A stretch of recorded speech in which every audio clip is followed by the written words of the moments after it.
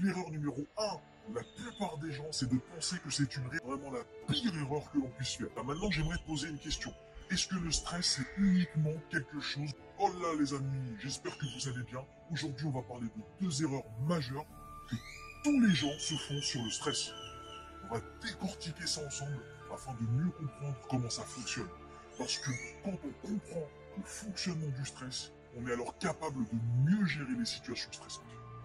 Donc la vidéo, elle sera en deux parties pour traiter les deux erreurs en profondeur.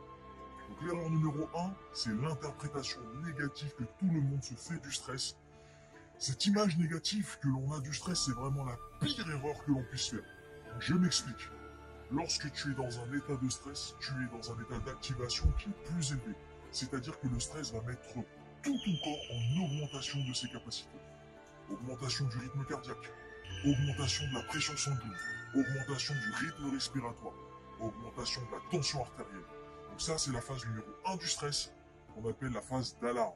Dans cette phase numéro 1, ton corps va libérer des hormones, adrénaline, noradrénaline. Donc cette réaction chimique, elle est importante, car elle va te permettre de réagir face à une menace. Je vais te donner deux exemples. Si tu te fais attaquer dans la rue, par exemple, tu as ce stress, ce boost d'énergie, cette peur qui va te permettre de réagir. Dans ce cas-là, prendre la fuite ou alors affronter ton adversaire. Exemple numéro 2, tu es dans ta voiture, tu roules tranquillement, et il y a quelqu'un qui traverse la route sans regarder. Donc tu as encore cette réaction de stress qui va te permettre d'avoir ce réflexe et de réagir en plantant sur les freins pour éviter justement de défoncer la personne. Dans ces deux cas, le stress a permis de sauver des vies. C'est comme l'histoire aussi avec la jeune américaine de 19 ans qui a réussi à soulever un pick-up pour sauver son père qui était coincé sous la voiture.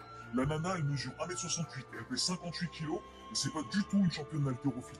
Je vous laisse le lien de l'article dans la description. Voilà, maintenant j'aimerais te poser une question. Est-ce que le stress c'est uniquement quelque chose de négatif?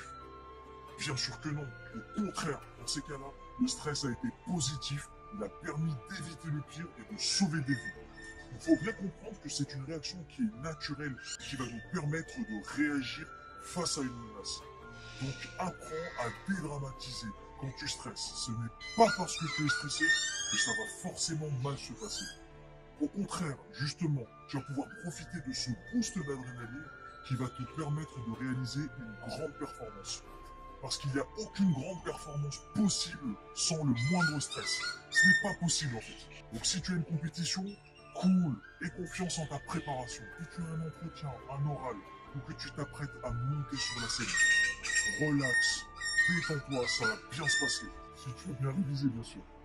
Ne te laisse pas déstabiliser. Et c'est de cette manière que tu peux accéder au stress optimal. L'erreur numéro 1, la plupart des gens, c'est de penser que c'est une réaction qui est uniquement négative, et c'est la pire des erreurs. Je vais t'expliquer pourquoi. Donc lorsque les gens pensent que leur stress c'est quelque chose exclusivement de négatif, ce qui se passe très souvent, c'est qu'ils vont ajouter par-dessus leur stress initial une dose de stress supplémentaire. Donc tu es là à ta compétition, ou tu as un entretien par exemple, donc il y a un enjeu qui est important. Un enjeu c'est quoi? En gros c'est j'ai quelque chose à gagner ou bien j'ai quelque chose à perdre. Tu as un stress qui est déjà présent. Tu es déjà dans un état d'activation qui est plus élevé que la normale. Donc, pas besoin d'en rajouter une couche. Quand ton niveau de stress est trop élevé, tu bascules dans ce qu'on appelle l'hyperstress. Et du coup, tu vas rentrer dans la phase numéro 2 du stress, que l'on appelle phase de résistance. La phase de résistance, c'est quoi? En gros, c'est très simple. En plus du shoot d'adrénaline que ton corps génère, tu vas aussi libérer du cortisol, qui est l'hormone du stress. Et c'est là que ça devient problématique. Pourquoi? Parce que cette hormone, elle va venir complètement chambouler ton organisme. Perte de moyens, désorganisation, précipitation, perte de lucidité. En gros, c'est la panique totale. On a tous déjà connu ça. Cette perte de contrôle, c'est un sentiment qui est vraiment désagréable et c'est tout ce que l'on cherche à éviter, à tout prix. Donc, encore une fois, apprends à dédramatiser. Lorsque tu stresses, ce n'est pas parce que tu as la boule au ventre, que tu as le cœur qui bat à 1000 à l'heure, que ça va forcément mal se passer. Bien sûr que ce n'est pas une sensation agréable, mais ne flippe pas à cause de cette réaction qui est tout à fait normale et naturelle. Au contraire, apprends à bien gérer cette première phase du stress. Quand tu es dans cet état d'activation, ne te laisse surtout pas déborder. Il y a plusieurs techniques de relaxation, de refocalisation. Aie confiance en ta maîtrise, aie confiance en tes capacités, aie confiance en ta préparation. et surtout ne te laisse pas submerger par tes émotions. Voilà pour cette première partie de vidéo, je t'ai préparé un résumé sous forme de mind map que tu peux télécharger, c'est gratuit, le lien est dans la description. Et à chaque fois que tu es stressé, mets-la sous tes yeux, ça te fera une petite piqûre de rappel et ça t'aidera justement à mieux relativiser. Je vous prépare la suite dans une prochaine vidéo et en attendant, détendez-vous les amis. Prenez soin de vous et à bientôt dans une prochaine vidéo. Ciao.